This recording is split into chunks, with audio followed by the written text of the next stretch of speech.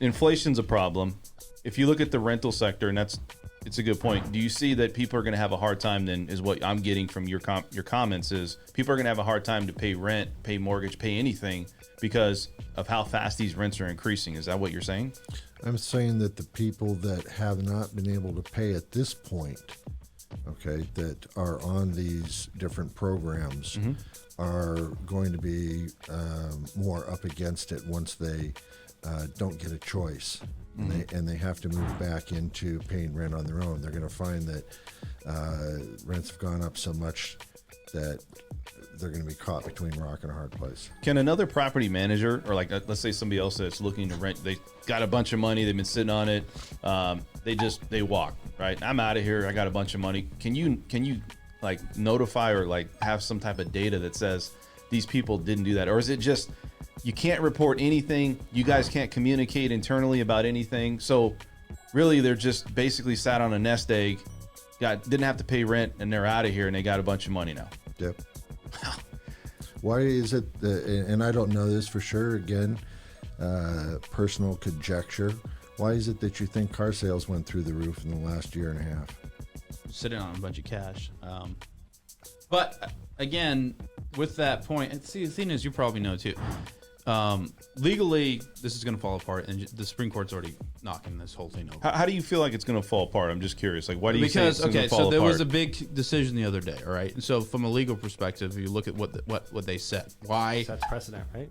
It sets precedent, so everybody has to follow it.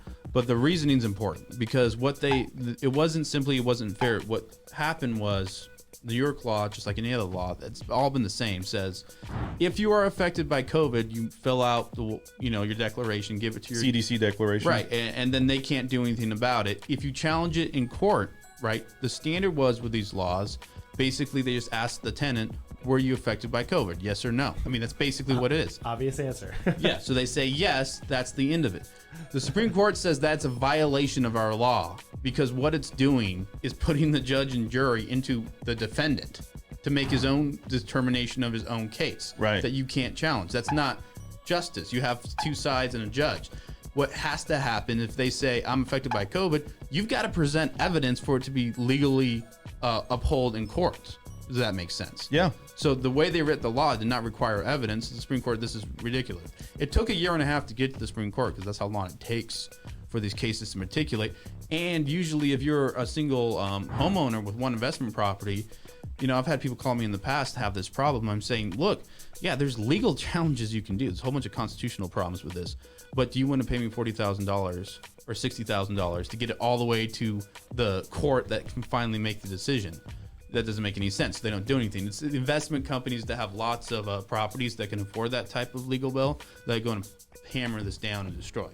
Because that's one problem. This problem is all over the place as far as the Constitution also says that case didn't get into it, but you have a fundamental right to own property and do what you want with it. Well, that's another issue that's being taken away from everybody. Well, there's a lot of issues. There's a lot of layers. I think you look at businesses and you look at people that own properties, right? Investors, like you said, the mom and pop. It just seemed like when we say mom and pop or the families or the people out there that are trying to buy to get ahead, maybe they own their own business. Those seem like the ones that are really affected. They're not really getting too many options to help compensate for their problems, right? For the situation they're in. I just don't understand how they don't have it. It just feels like they're the ones that's getting affected most. Now we know that people, the bag, yeah, for sure. Yeah, they're holding the bag. We know that there's people that can't pay their rent or mortgage. We get it. Now, if you need support, you need support, but it's got to go both ways, right? And I think you got to have something where you can't just, the tenant, or whoever's staying there, we just got to make sure that they're okay. But whatever the aftermath is for these businesses or the aftermath for these properties that maybe some people own, it'll come out in the wash. Like whatever is going to happen is going to happen. Well, and we've talked about that before. Rick, I don't know if you agree, but the end result of that is, we talked about it. People wanting to sell their house, they can sell, which restricts the rental market even more, which makes it even harder on people wanting to be tenants and rent. They're the ones that ultimately comes back full around, kicks them in the butt, as far as the way that's set up. And you brought up a point, Dan, about the fact that it's the mom and pops. The problem with that is that the mom and pops are 100% fragmented. 100%. 100%. I mean, you don't have large investment groups that own tens and hundreds of thousands of units that have the deep pockets that can get together and credit force facilities, issues. The yeah. mom and pops can't do that because they're so fragmented. It's impossible Yeah. for them. During the Attorneys pandemic, on staff, not every mom and pop has a legal team that can. Well, yeah, and what's interesting is it's the mom and pops that own most of that type of real estate anyway when Right. it comes to single family homes. So they're very easy to, in my opinion, to push around. So just a quick question maybe for the audience too. I'm just curious, and it's probably relative to you and other people in your business. How many rental units does a mom and pop own versus what you would consider as more that's somebody's main business versus like An investor. versus like an investment group? percentage wise, you mean? I'm just saying like one home. Number of Obviously, properties. that's if I own one home, rental home, that's a mom and pop. If I own 3, am I still a mom and pop? Yeah, you're still mom and pop. Okay, so 5. Yeah, you're still mom and pop. Okay, all right, all right. Yeah, So- you have to get up into some numbers. To be an individual investor, you're probably looking at anywhere from 20 to 100. And then once you get above 100 units, and we're talking I'm talking single family homes again, you end up getting into more of the group type of investments, and you might know more about that than I do, but that's what I've seen. Yeah. Well, which one came in to the city? Brought up a whole bunch of property. What's that? Blackstone. Blackstone. There's other investors. Yeah, though. That's just one of You're them. seeing, and I mean the way that works, it's usually set up in a trust or an LLC, and basically it's just a big investment group. Yeah. So if they might even solicit you at some point, hey, invest 20,000 in the investment group, it gets put into a pool of money.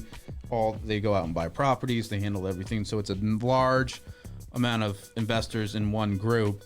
And they have some servicer handling it. But I think we're going to see this new revolution where that's how you get rental properties, because the problems that you're talking about, mom and pop shops, even on good times. I mean, you probably know with it's hard to even make up a mortgage in a regular rental payment because you're paying the property manager, you got your taxes, your HOA dues, all those sorts of things. It can I've be got owners in the past, and unfortunately, it ticks them off a little bit. I understand this. They will call me up, or they'll call up our agent, and they'll say, I have too many expenses. I have this, I have that. How do you expect me to make any money? And my question to them is, do you have a mortgage? They said, well, yeah, I have a mortgage.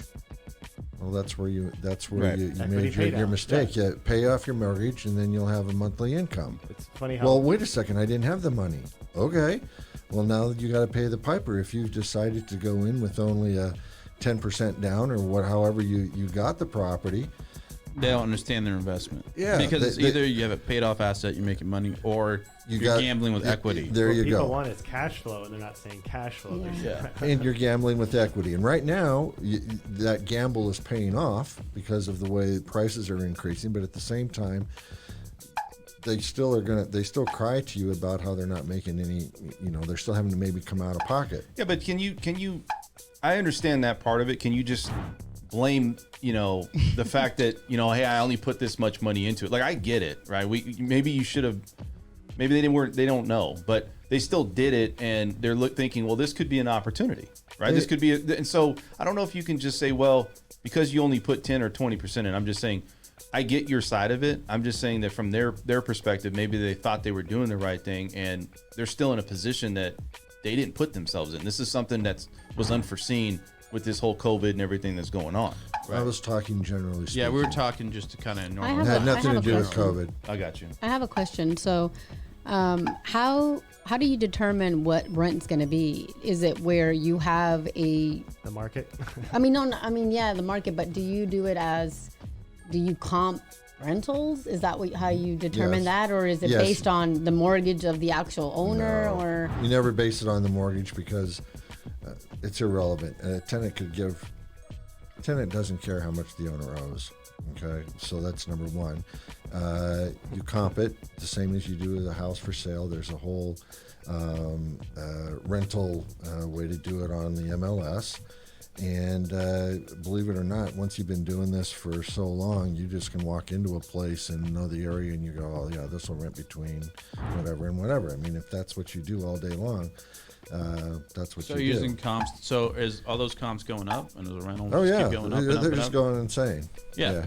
I mean, according to my house, which I bought in 19, so my mortgage isn't ridiculous like it would be if I bought now. And then it's saying if I were to rent it, I'd probably be making close to $1,000 over the mortgage. You mean cash flowing? Assuming I don't have all these fees, which I wouldn't. But you get what I'm saying, compared to you just lined up the rental payment versus the mortgage payment, which is pretty Lucrative. how high it is. It's lucrative. Well, how high they're saying that rental is that I would make is pretty insane. I would feel bad charging it. I'm curious opinion on rentals when you're doing that type of thing. I would feel bad. Like I see people in my neighborhood charging maybe like let's call it $1,700, which I would think it would be maybe a 1,500 square foot house. Do you think it's worth trying to reach for that extra money in the market right now, or do you think it's better to maybe just keep it reasonable and try and have your pick of the litter when it comes to the tenant opportunities? Because that's always been the question, and it doesn't make a difference whether we're in this market today or 2 years ago. That's always the question as to whether or not you try and push it a little bit higher, or do you go a little bit lower and hope to get it rented more quickly. And that's another thing that I always tell my agents to advise my owners on. Because owners will say, well, how much can I get for it? Or can't I get this amount of money? And my answer to them is, you can get, it's how quickly you want to get it rented. Well, I want to get the most amount of money, and I want to get it rented as fast as possible. Always, yeah. Well, it doesn't work that way unless you're in this type of a market. You get a little better of an edge, but usually it's not that way. So I tell them this. I said, I'll tell you what. If you want to rent it for $5 a month, I'll take it right now. Now that'll be the fastest thing. We're talking. We're doing it right now. I'll take it for $5 a month. So would I. I agree with you. Yeah, that's the point. If you want to get it rented quickly, because one of your largest expenses will always be vacancy. I mean, if you stop and figure out that you're renting at $2,000 a month, to make it simple, and you have it on the market 1 week longer than it needed to be, you just lost $500. So vacancy is always your biggest expense. So you need to keep your prices, I believe, within line, and get somebody in there ASAP. Those people get in there, they get settled, they like the place, the kids start going to school, whatever it is. That's a big factor. Going to school and starting to get familiar with that area. You get familiar with the area and you like it, and so on and so forth. Neighbors, Then at that point, they're willing to pay a little higher price. Again, they're attached to it now. They're attached to it. You bump it 50, 100, or whatever it is for the next year, and now you're back up there, and they're still comfortable and they're still in there. Thank you for watching an episode of the French Workbench podcast. If you want to tune into past episodes, please subscribe to my channel now. Also, if you want to look at our audio-only options, we do have iTunes and SoundCloud.